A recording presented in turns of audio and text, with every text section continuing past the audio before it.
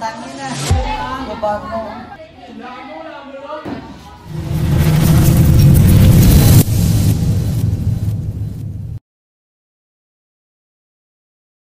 Papak ang blush on, papak mo ng Oo, yun, marado ba ya? Bas blalin maglibot na sa bla sa classroom no, gabi na ako diyang bayabas ya. Si John Marlo, ko ging, maging man basta wait ng ambayo. Daw kapaya sa klabasa ya tsura. Mary Putok, may pimples pa sa batok. Ganyang babae ba ang dapat tularan, ma'am? Oo, ginamukbangin ng saging na hilaw. Pa-feeling sa bala basta damo lucky. Pagka-permi na sara ko. Hindi lang yan basta mga salita sa screen. Para sa kanila, bawat letra ay parang kutsilyong inuukit sa puso. Sa isip nila, wala nang silbi.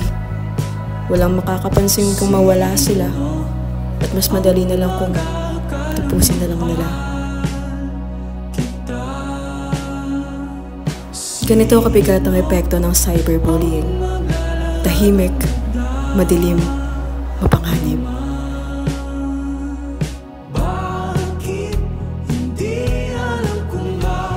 Pero sa gitna ng katahimikan, may boses na kayang lumawa ng pagbabago. Kaibigang magsasabi, hindi totoo yung sinasabi nila. Mahalaga ka at hindi ka nag-iisa. Ikaw na nakikinig ngayon. May magagawa ka rin. Tumulong ka, makialam ka, makinig ka. Tulungan mo sila.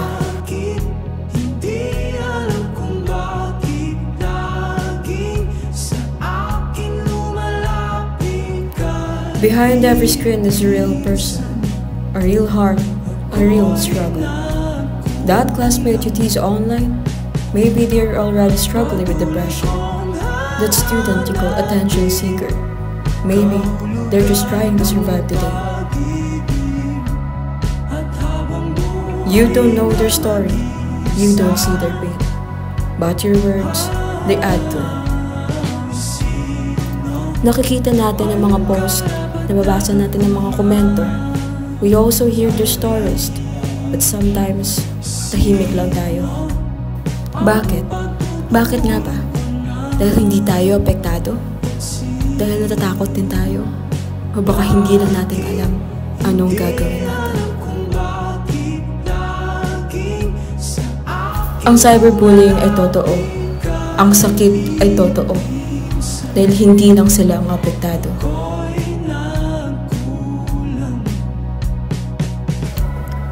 Every time you open your phone, someone out there is crying because of what they read online. You scroll, you like, you laugh. But did you ever stop to think if someone is getting hurt?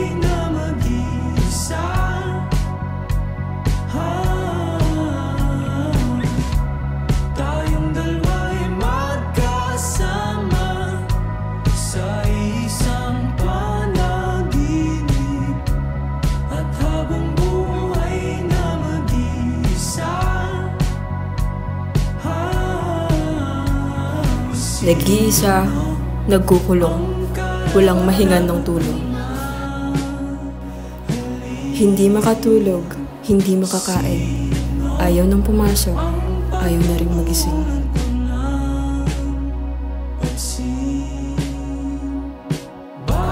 Sa kwarto, tahimik siyang nakatitig sa salamin.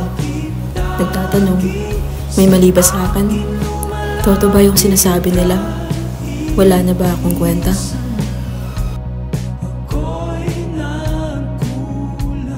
Sino ang pagtutunan ko ng pansin? Hindi lahat ng joke ay nakakatawa. Hindi lahat ng comment ay nakakagaan ng loob.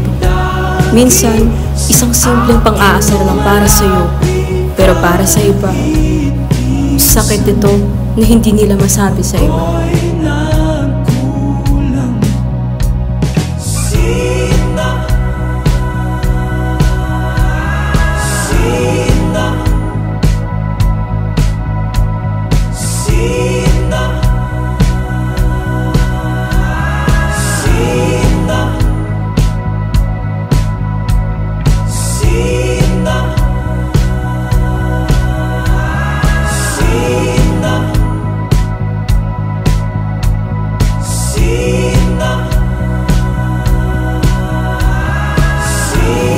Cyberbullying is real, and it destroys lives. Huwag kang maging dahilan ng lungkot ng iba. Huwag kang maging dahilan ng sakit ng iba.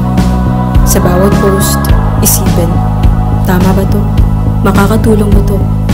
Makakasakit ba to? Let's choose to be kind.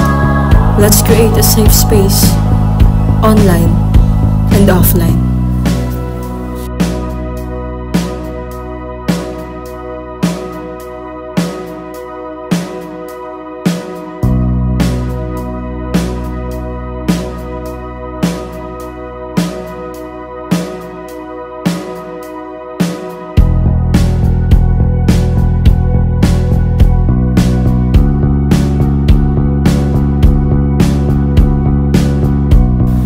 Speak up, stand up, stop cyberbullying.